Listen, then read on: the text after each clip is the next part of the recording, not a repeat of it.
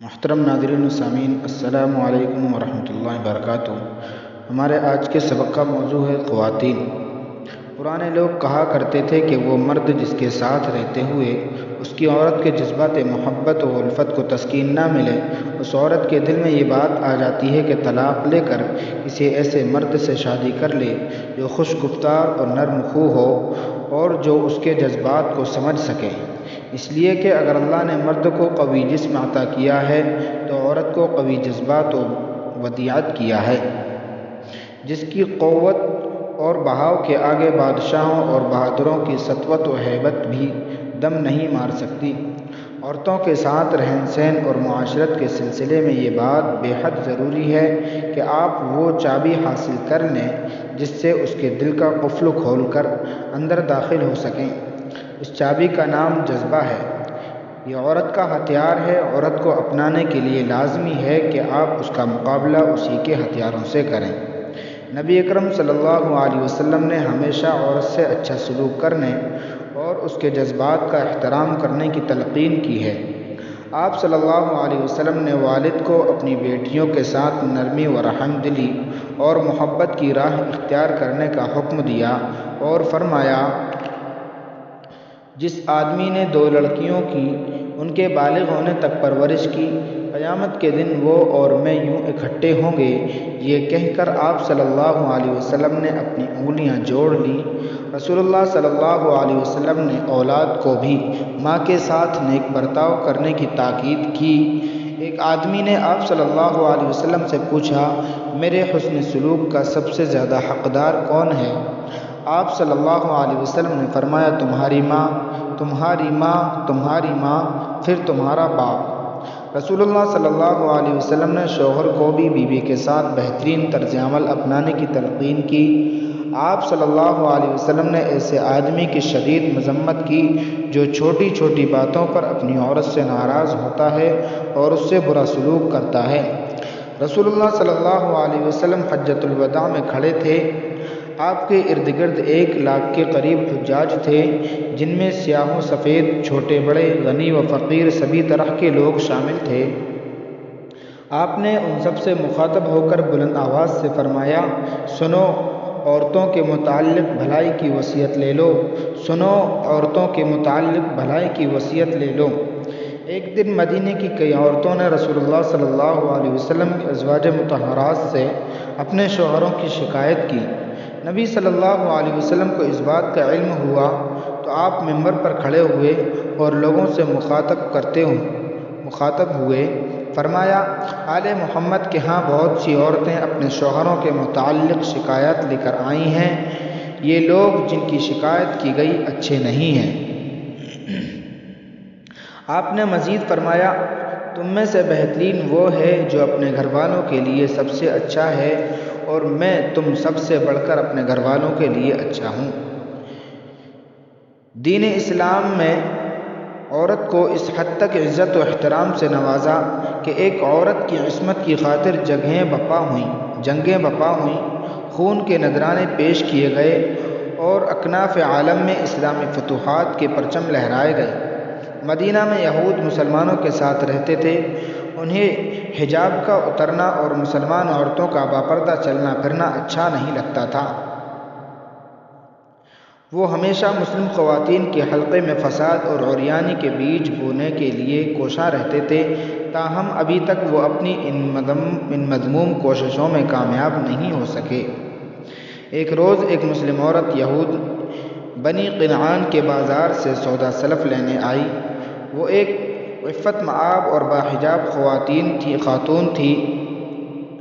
وہ وہاں کے ایک یہودی سنار کے پاس گئی اور اس کی دکان میں بیٹھ گئی۔ یہود اس کی پاکیزگی اور باپردگی دیکھ کر آگ بگولا ہو گئے۔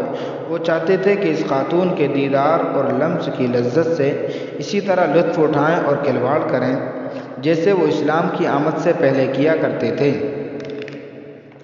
یہود اس خواتین کو حجاب کھول دینے اور چہرہ دکھانے پر مجبور کرنے لگے، لیکن اس نے ان کی ایک نہ مانی۔ وہ خاتون بیٹھی تھی کہ اس خبیث سنار نے موقع پا کر پچھلی جانب سے اس کی قمیص کا دامن کمر پر لٹکتے دوپٹے کے پہلو سے باندھ دیا۔ خاتون کھڑی ہوئی تو پچھلی جانب سے قمیص کا دامن اٹھ گیا اور وہ پردہ کھل گیا۔ اس پر آس پاس کھڑے یہود نے زور کا قہقہ لگایا۔ عفت مآب مسلم خاتون چیخی چلائی کہ تم مجھے قتل کر دیتے تو یہ میرے لیے بے پردہ ہونے سے کہیں بہتر تھا۔ ایک مسلمان بھی وہیں کھڑا تھا۔ اس نے یہ منظر دیکھا تو تلوار سونت کر یہودی سنار پر چڑھ دوڑا اور اسے موت کے گھاٹ اتار دیا۔ یہود نے مسلمان پر حملہ کر کے اسے شہید کر دیا۔ رسول اللہ صلی اللہ علیہ وسلم کو سانحے کا علم ہوا اور آپ کو بتایا گیا کہ یہود نے معاہدہ توڑ دیا۔ رسول اللہ صلی اللہ علیہ وسلم کا ارادہ تھا کہ یہود کو ان کے کیے برتناک سزا دی جائے تاکہ انہیں معلوم ہو کہ ایک پاکیزہ مسلم خاتون کی عصمت کی کیا قدر و قیمت ہوتی ہے۔ آپ صلی اللہ علیہ وسلم نے اپنے ارادے پر عمل درآمد کرنا چاہا تو شیطانی فوج کا ایک سپاہی جسے مسلم خواتین کی عزت و حرمت کی کوئی پرواہ نہ تھی، نہ اسلام سے کوئی سروکار، آپ کی طرف بڑھا۔ یہ اس طبقے کا فرد تھا جس کا مطمح نظر اول و آخر اپنا پیٹ بھرنا اور سلفی جذبات کی تسکین کا سامان فراہم کرنا ہوتا۔ رئیس المنافقین عبداللہ بن ابی بن سلول رسول اللہ صلی اللہ علیہ وسلم کی طرف بڑھا اور بولا، اے محمد، میرے ہمدرد و ہم نوا یہود سے اچھا سلوک کرو۔ یہ لوگ عہد جاہلیت میں ابن ابی انصار تھے۔ نبی کریم صلی اللہ علیہ وسلم نے اس سے منہ پھیر لیا اور اس کا مطالبہ ماننے سے صاف انکار کر دیا۔ وہ ان لوگوں کے لیے عفو درگزر کا طالب تھا جو ایمان والوں میں فحاشی و عریانی کا فروغ چاہتے تھے۔ منافقوں کا سردار پھر کھڑا ہوا اور درستی سے بولا، اے محمد صلی اللہ علیہ وسلم، یہود سے اچھا برتاؤ کرو۔ نبی صلی اللہ علیہ وسلم نے عفت مآب مسلم خواتین کی غیرت کے مارے اس بار بھی اس سے رخ پھیر لیا۔ اس پر منافق غصے میں آ گیا۔ اس بد طینت نے نبی صلی اللہ علیہ وسلم کے گریبان پر ہاتھ ڈال دیا اور اپنی طرف کھینچتے ہوئے بولا، میرے ہمدردوں سے اچھا سلوک کرو، میرے ہم نواؤں سے اچھا برتاؤ کرو۔ نبی صلی اللہ علیہ وسلم کو سخت غصہ آیا۔ آپ نے مڑ کر اسے دیکھا اور بلند آواز سے کہا، مجھے چھوڑ دو۔ منافق نہ مانا۔ وہ نبی صلی اللہ علیہ وسلم کو قسمیں دینے لگا کہ تمہیں یہود کے قتل کا حکم واپس لینا پڑے گا۔ بالآخر آپ صلی اللہ علیہ وسلم اس کی طرف دیکھ کر کہا، جاؤ، وہ تمہارے ہیں۔ رسول اللہ صلی اللہ علیہ وسلم نے یہود کے قتل کا فیصلہ تو واپس لے لیا لیکن انہیں مدینے سے جلا وطن کر دیا۔ جی ہاں، ایک مسلمان عورت کی اسی تحفظ کی حقدار تھی۔ ثعلبہ کی بیٹی خولہ کا شمار نیک اتوار صحابیات میں ہوتا تھا۔ ان کے شوہر اوس بن صامت رضی اللہ تعالیٰ عنہ خاص عمر رسیدہ تھے اور انہیں غصہ جلدی آ جاتا تھا۔ ایک دن قوم کی محفل سے واپس گھر آئے تو بیوی سے کسی معاملے پر تلخ کلامی ہو گئی۔ بیوی نے ترکی بترکی جواب دیا۔ اوس بن صامت بہت برہم ہوئے اور کہا، تم میرے لیے میری ماں جیسی ہو، اور غصے سے گھر سے نکل گئے۔ جاہلیت میں اس بات کا مطلب یہ تھا کہ میں نے تمہیں طلاق دی۔ خولہ کو یہ معلوم نہیں تھا کہ اسلام میں ایسی بات کہنے کا حکم کیا ہے۔ اوس گھر واپس آئے تو بیوی دور بھاگنے لگی۔ وہ بولی، قسم اس ذات کی جس ہاتھ میں خولہ کی جان ہے، تم نے جو کہا سو کہا۔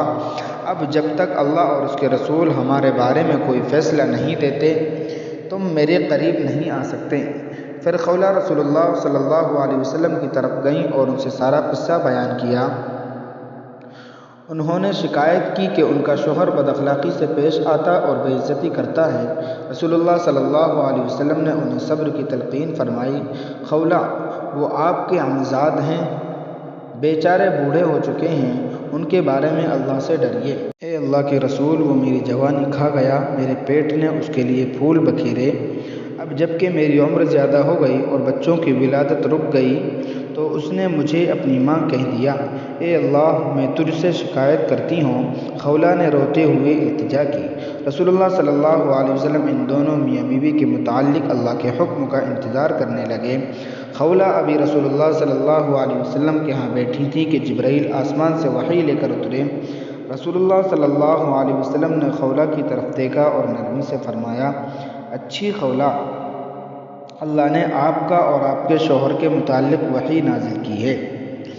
پھر آپ صلی اللہ علیہ وسلم نے پڑھنا شروع کیا، قد سمع اللہ قول التی تجادلک فی زوجہا وتشتکی الی اللہ واللہ یسمع تحاورکما ان اللہ سمیع بصیر۔ اللہ سن چکا اس عورت کی بات جو تجھ سے اپنے شوہر کے متعلق مجادلہ کرتی ہے اور اللہ سے شکایت کرتی ہے، جبکہ اللہ تم دونوں کی بات چیت سن رہا ہے۔ واقعتاً اللہ خوب سننے والا، خوب دیکھنے والا ہے۔ پھر رسول اللہ صلی اللہ علیہ وسلم نے کہا، اپنے شوہر سے کہیں کہ وہ ایک گردن آزاد کر دے، یعنی ایک غلام آزاد کر دے۔ وہ بولی، اللہ کے رسول، اس کے پاس آزاد کرنے کو کچھ نہیں۔ آپ نے کہا، پھر 2 ماہ کے پیدر پہ روزے رکھے۔ وہ بولی، واللہ وہ تو بوڑھا ہے، وہ کہاں روزے رکھتا پھرے گا۔ آپ نے فرمایا، پھر 60 مساکین کو وسق تقریباً 5 من کھجور کھلا دے۔ انہوں نے کہا، اللہ کے رسول، اتنی کھجوریں بھی اس کے پاس نہیں۔ آپ نے فرمایا، ہم کھجور کا ایک ٹوکرا دے کر ان کی مدد کریں گے۔ وہ کہنے لگیں، اللہ کے رسول، اللہ کی قسم، میں بھی ایک ٹوکرا دے کر اس کی مدد کروں گی۔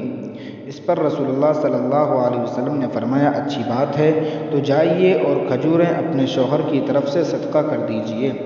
اس کے بعد میں آپ کو آپ کے اعمزاد کے متعلق بھلائی کی وصیت کرتا ہوں۔ پاک ہے وہ ذات جس نے رسول اللہ صلی اللہ علیہ وسلم کو لوگوں کے ذاتی مسائل کے حل میں بھی نرمی، بردباری اور ہم آہنگی کے اوصاف سے نوازا۔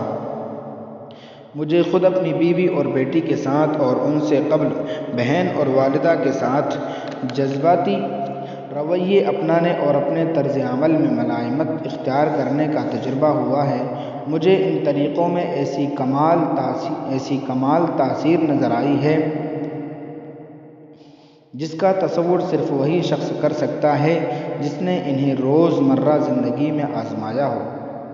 یہ بات تو طے ہے کہ عورت کی عزت صرف وہی آدمی کرتا ہے جو خود عزت دار ہو، اور عورت کی توہین وہی کرتا ہے جو خود کمینہ ہو۔ ذرا سا توقف۔ عورت اپنے خاوند کی بدصورتی، مصروفیت یا غربت پر تو صبر کر سکتی ہے، لیکن وہ اپنے خاوند کی بد اخلاقی برداشت نہیں کر سکتی۔